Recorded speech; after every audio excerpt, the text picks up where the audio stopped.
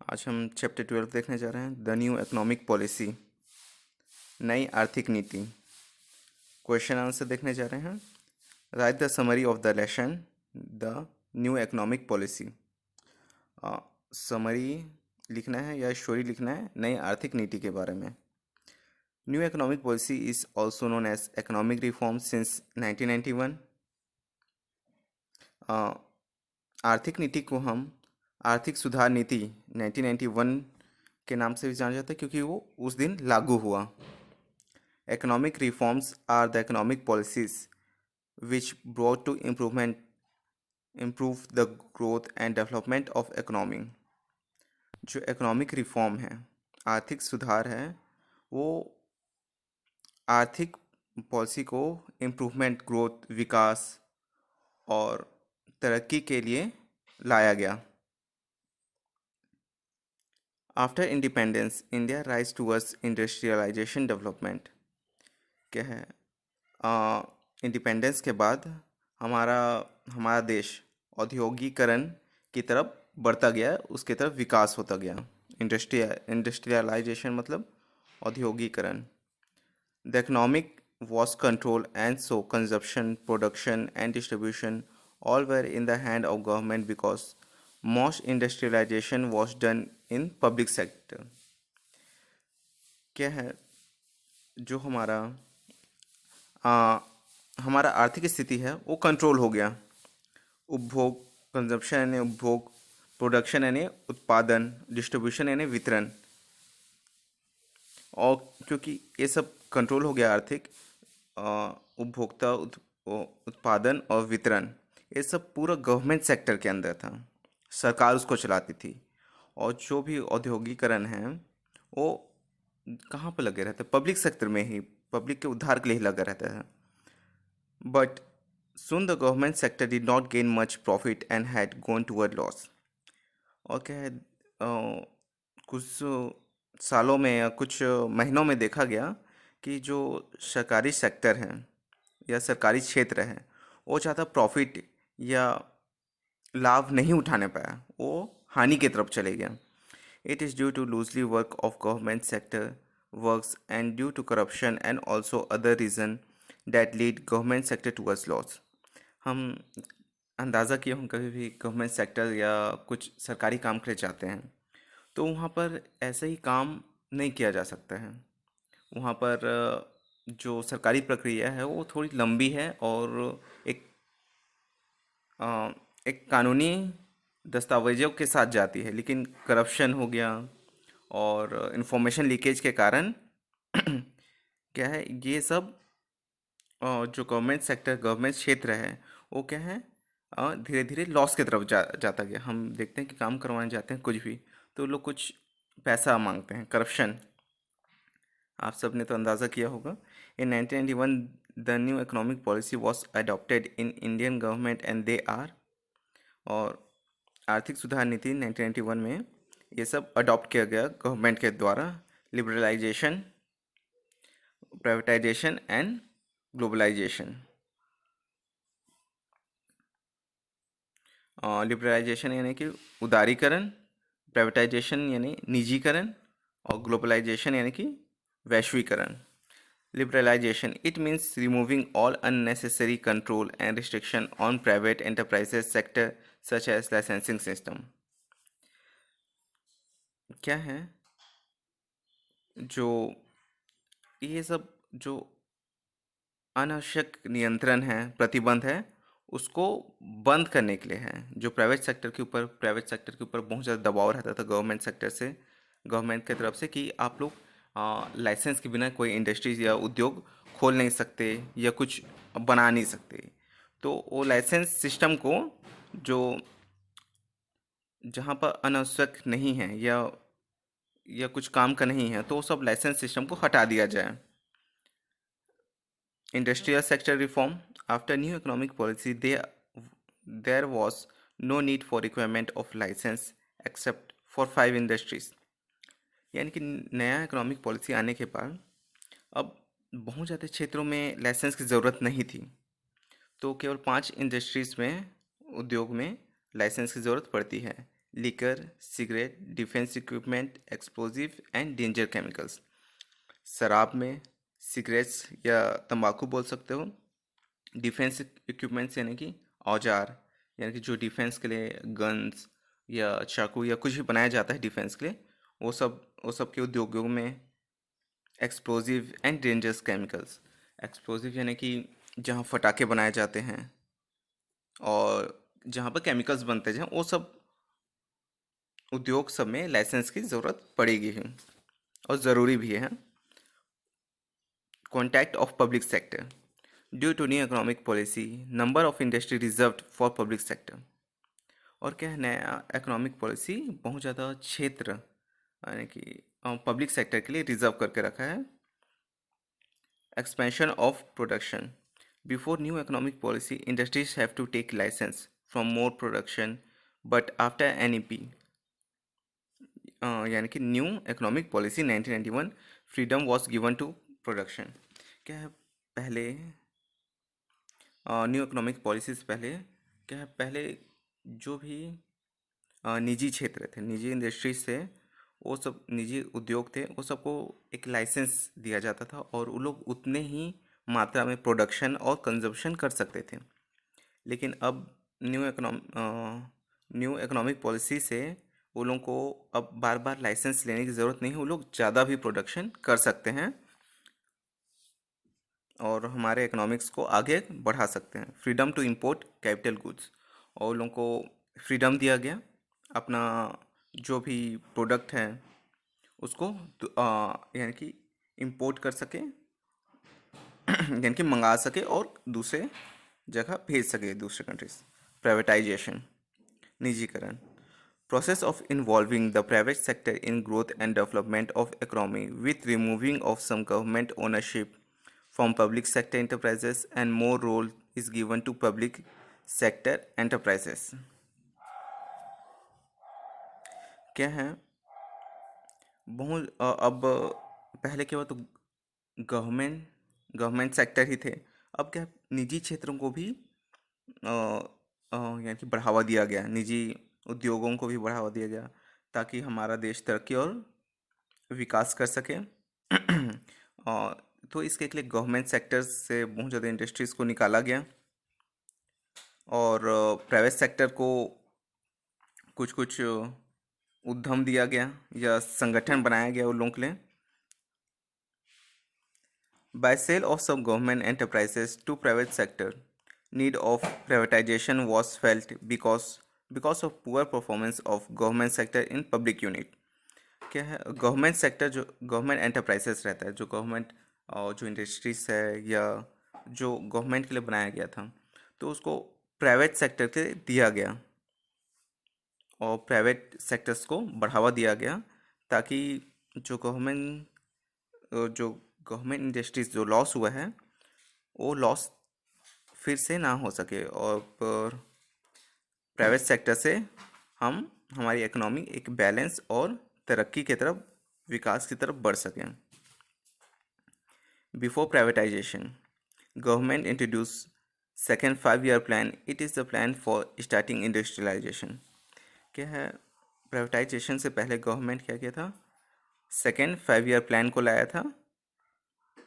In 1956, industrial policy resolution is defined the role of government sector unit means expanding government sector in process of growth and development। 1956 में industrial policy में क्या केवल government sector को ही तरक्की और विकास के लिए बढ़ाया गया। People starting shifting from agriculture to industries, this increase in GDP. क्या है, पीपल लोग क्या अब अपने एग्रीकल्चर लैंड या जो कृषि क्षेत्र है उसको छोड़ के इंडस्ट्रियल की तरफ बढ़ते गए, तो वो तो जीडीपी में इंक्रीज हुआ हमारे ग्रॉस डोमेस्टिक प्रोडक्ट में, but most public sector until starting huge loss due to the leak of information, loosely work of employ and due to corruption. हम गवर्नमेंट सेक्टर को जानते ही हैं कैसे धीरे ढाला काम होता है और इन्फॉर्मेशन भी बहुत ज़्यादा लीक होते हैं और करप्शन भी रहते हैं, इसी के लिए वो लॉस में चल जाता गया। यही कारण है कि गवर्नमेंट सेक्टर ज़्यादातर लॉस में जाता है, इसी के लिए निजी निजी क्षेत्र को बराबर का हक दिया गया, उनके लिए कुछ आधा क्षेत्र को रिजर्व किया गया। So in 1991, government decided to reduce the role of government enterprises by selling public sector unit to private entrepreneurs.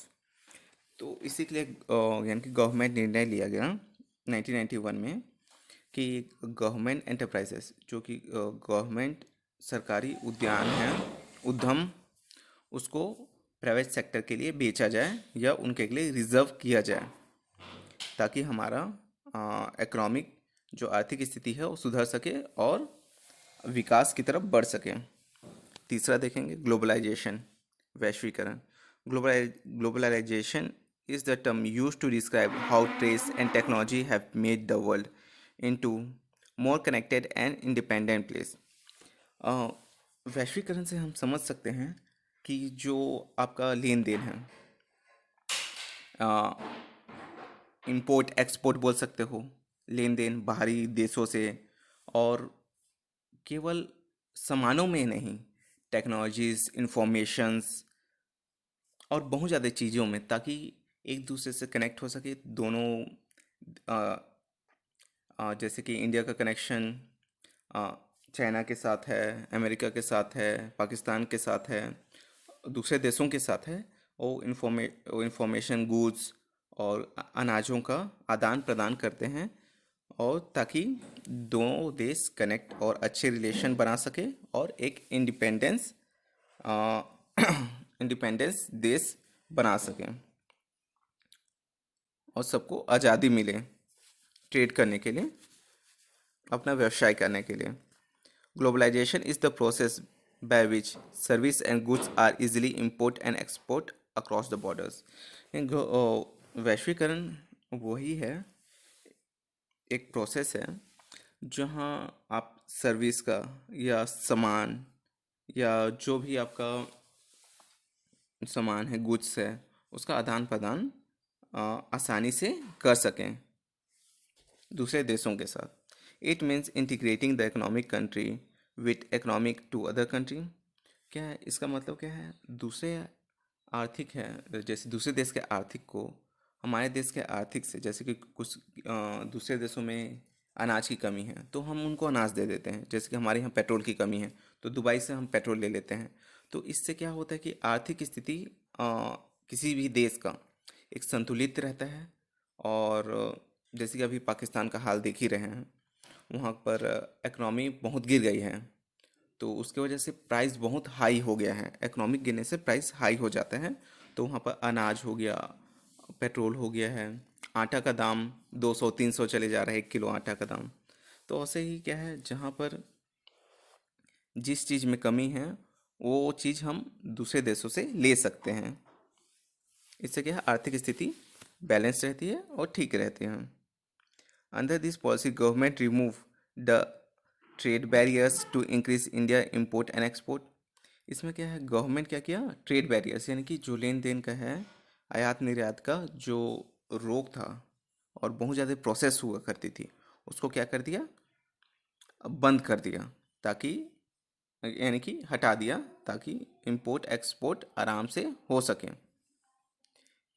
It leads the unrestricted flow of goods, service, technologies and expertise between India and other countries। ये बहुत ज़्यादा क्या है, अनावश्यक नियंत्रण, प्रतिबंध को हटा दिया गया, ताकि गुड्स जो भी सामान है या सेवा है या टेक्नोलॉजीज है या जो भी एक्सपर्ट्स को आराम से दूसरे देशों से भी लाया जा सके, ताकि नई नई इंडस्ट्रीज़ और बहुत ज़्यादा उच्च कोटि के इंडस्ट्रीज़ और बहुत ज़्यादा नए नए सामान और प्रोडक्शन यहीं पर हो सके। जैसे कि एग्जांपल देता हूँ, एप्पल्स की मोबाइल यहाँ इंडिया में महंगी क्यों बिकती है? क्योंकि बाहर से प्रोडक्शन होता है, यहाँ पर एप्पल्स की कंपनी नहीं है ना। अगर यहीं पर बन जाए एप्पल्स की कंपनियाँ, तो क्या है, कुछ जो एप्पल्स की मोबाइल है, लैपटॉप्स है, वो थोड़े सस्ते मिल सकते हैं। जैसे दूसरे देशों में सस्ते मिलते हैं, वैसे इंडिया में भी फैक्ट्री बन जाए तो सस्ते मिल जाएंगे। सेकेंड क्वेश्चन देखेंगे, Do you agree with the view that the new economic policy is mixed bad of good and bad points? Yes, I agree। यानी कि पूछ रहे हैं कि न्यू इकोनॉमिक पॉलिसी है वो गुड और बैड दोनों से मिश्रित है, यही पूछ रहे हैं। जो भी मेरे ख्याल से जो भी कुछ भी पॉलिसी बनते हैं उसके कुछ लाभ और कुछ हानि दोनों ही रहते हैं। तो इसका आंसर इसीलिए बोल सकते हैं yes I agree that every policy have good and bad points even in our economic policy too. हाँ, हाँ मैं स्वीकारता हूँ, आई एग्री, स्वीकारना कि हर एक पॉलिसी जो है उसके पास एक अच्छा और एक बुरा पॉइंट्स दोनों ही रहते हैं। Even our country, even our new economic policy too, हमारी न्यू इकोनॉमिक पॉलिसी है, नई आर्थिक नीति है, उसमें भी गुड और बैड पॉइंट्स हैं। A lot of outcomes were expected from new economic policy but result did not come as expected. यानी कि हम लोग बहुत ज़्यादा उम्मीद किए थे न्यू इकोनॉमिक पॉलिसी से, बट उतना ज़्यादा रिजल्ट आया नहीं। Scammer and corruption have increased. It is said that only few rich people have benefited by new policy and lot of poor are in the same condition। हम देखते हैं कि new economic policy से जो scammer है, ठीक है, scammer and corruption, corruption भ्रष्टाचार और जो स्कैम करते हैं, ठीक है, वो सब क्या है वो बढ़ गए हैं और केवल जो अमीर लोग हैं उन्हीं को केवल फ़ायदा हो रहे हैं और जो गरीब हैं वो लोग वहीं के जैसा कंडीशन था वो वैसे ही कंडीशन, उनके ऊपर कोई परिवर्तन या बदलाव नहीं दिखाई दे रहा है गरीब लोगों के ऊपर। Although by this policies our economy has uplifted foreign investor and increased. क्या है जो फॉरेन निवेश करता है वो लोग क्या है इंक्रीज हुए हैं, कुछ ना कुछ तो तरक्की तो दिख ही रहा है। फॉरेन फॉरेन क्या बोलेंगे निवेश करता बढ़ते जा रहे हैं न्यू इकोनॉमिक पॉलिसी से। तो क्या इससे हमारा इकोनॉमिक्स भी आर्थिक स्थिति भी है हमारे देश का वो आगे बढ़ेगा। The new economic policy brought many things like liberalization, privatization and globalization to our economic policy. ये क्या किया है नया आर्थिक नीति उदारीकरण, निजीकरण और वैश्वीकरण को हमारे पॉलिसीज में इन्वॉल्व किया है ताकि हमारे पॉलिसीज में लचीलापन आए और थोड़ा और जो संगठन है या जो भी पब्लिक सेक्टर प्राइवेट सेक्टर है वो उद्योगीकरण है, उद्योग है, वो सब आराम से अपने प्रोडक्शन का सामान का आयात और निर्यात कर सकें। लिबरलाइजेशन क्या है इसी ऊपर का ही डेफिनेशन थोड़ा थोड़ा दे दिया हूँ, वही लिबरलाइजेशन, प्राइवेटाइजेशन एंड ग्लोबलाइजेशन, उदारीकरण, निजीकरण और वैश्वीकरण। थस लास्ट लाइन देखेंगे सबसे लास्ट में उसी का हल्का हल्का डेफिनेशन दे दिया हूँ, वो यानी कि ज़्यादा थोड़ा मिक्स करके लिख दिया हूँ। इससे क्या है कि आप लोगों को याद करने में आसानी हो और लिखने में आसानी हो। Thus new economic policy is uplifting the economic of India. It is mixed but suitable for developing country of India। हाँ देखते हैं कि नई आर्थिक नीति क्या है ये हमारे इकोनॉमी हमारे आर्थिक स्थिति को ऊपर कर रही है, यानी कि धीरे धीरे तरक्की और विकास की तरफ लेके जा रही है। हाँ ये क्या है नया आर्थिक नीति मिक्स्ड है, यानी कि मिला हुआ है गुड और बैड पॉइंट से, बट हमारे कंट्री के लिए सूटेबल है और अच्छा भी है। Thank you.